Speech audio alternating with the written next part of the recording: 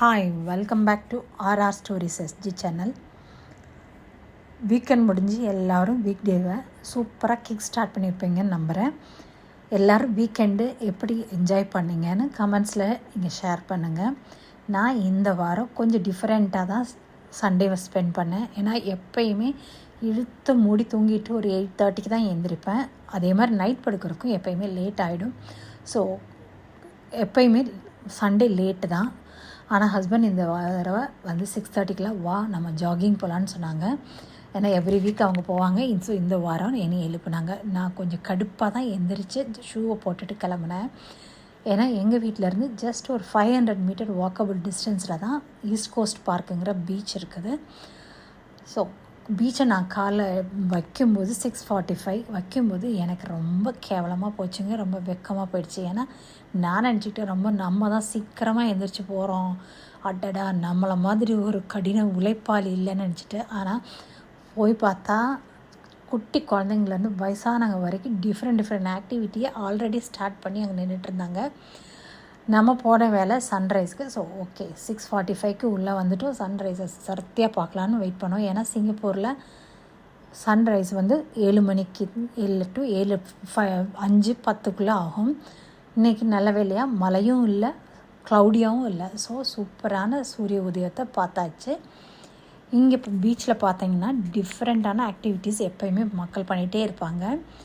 நம்ம ஊர்லலாம் வயசானவங்க ஒரு 40-50 வயசு ஆகும்போதே நம்ம சொல்லிடுவோம், ஐயா எனக்கு முழங்கால் வலிக்குது, இது செய்து அது செய்யுதுன்னு ஏதோ ஒரு நொண்டி சாக்கு சொல்லிவிட்டு வீட்டில் உட்காந்துருப்போம். இங்கே பார்த்தீங்கன்னா 60, 70, 90 வயசு மக்கள்களாம் கூட ஒரு குரூப்பாக அவங்களோட ஏஜுக்கு ஏற்ற மாதிரி சிம்பிளாகவும் ஈஸியானவும் ஒரு ஃபிசிக்கல் மூமெண்ட்டோட எக்ஸசைஸ் பண்ணிகிட்ருப்பாங்க. இது எக்ஸசைஸ் மட்டும் இல்லை, நல்ல ஒரு சோஷியல் கேதரிங்கும் ஒரு வாய்ப்பாகவும் இது இருக்கும். அதே மாதிரி நிறைய பேர் ஜாகிங் வந்து அந்த சன்ரைஸ் பார்த்துக்கிட்டே அழகாக ஓடிட்டு இருந்தாங்க. சொட்ட நினைஞ்சிக்கிட்டே ஓடிட்டுருக்கதை பார்க்க முடிஞ்சது. ஸ்கேட்டிங்கு, சைக்கிளிங்கு, மக்கள் விதவிதமான ஒரு ஆக்டிவிட்டீஸ் பண்ணிகிட்ருக்கதை பார்க்க முடிஞ்சது. அதே மாதிரி நைட்டே நிறைய பேர் அங்கே கேம்பிங் பண்ண ஆரம்பிச்சிருந்தாங்க. டெக்கத்தலான் வந்ததுக்கப்புறம் நான் வந்து நிறைய பார்க்க முடியுது. கேம்பிங் மெட்டீரியல் வந்து கொஞ்சம் சீப்பாக இருக்கனால நிறைய கேம்பிங் வந்து அந்த ஈசிபியில் போடுறத பார்க்க முடியுது. இங்கே கேம்பிங் பண்ணுறதுக்கு முன்னாடியே ஆன்லைனில் பெர்மிஷன் வாங்கியிருக்கணும் அண்ட் பே பண்ணியிருக்கணும். சண்டே காலையில் பார்த்திங்கன்னா கேம்ப் பண்ணி முடித்து அப்படியே ஃபிஷ்ஷிங்கும் ப்ளஸ் அப்படியே குரூப்பாக உட்காந்து சாப்பிட்டுட்டு இல்லை என்ஜாய் பண்ணிவிட்டு அழகாக இருந்தது பார்க்குறதுக்கு. மோரோவர் இந்த ரோட்டில் அன்றைக்கி வந்து SMU யூனிவர்சிட்டியிலேருந்து ஸ்கேட்டல்தான் போயிட்டு இருந்தது. ஸோ அவங்களும் ஒரு பக்கம் அங்கங்கே ஸ்டேஷன் வச்சு வாட்டர் ப்ரொவைட் பண்ணிகிட்டு இருந்தாங்க. ப்ளஸ் அங்கங்கே அவங்களுக்கு ஹெல்ப்புக்கு தேவையான வாலண்டியர்ஸ் நிற்கிறதையும் பார்க்க முடிஞ்சது. அதே மாதிரி டெக்கத்தலான் வந்ததுக்கப்புறம் பார்த்தா டிஃப்ரெண்ட்டான சைக்கிள் வந்து மக்கள் யூஸ் பண்ணுறதை பார்க்க முடியுது. ஏன்னா ஃப்ரண்ட் வீல் வந்து பெருசாகவும் பேக் வீல் சின்னது இல்லை ஏதோ டிஃப்ரெண்ட் சைஸில் கியர் வைச்ச சைக்கிள் நிறையா டிஃப்ரெண்ட்டாக மக்கள் வந்து யூஸ் பண்ணதை பார்க்க முடியுது.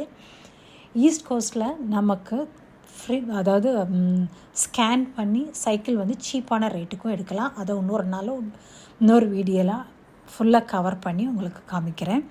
அதாவது ரொம்ப சீப்பாக $1 to $2 தான் நம்ம எவ்வளோ நேரம் எடுக்கிறோமோ அவ்வளோதான் ஆகும்.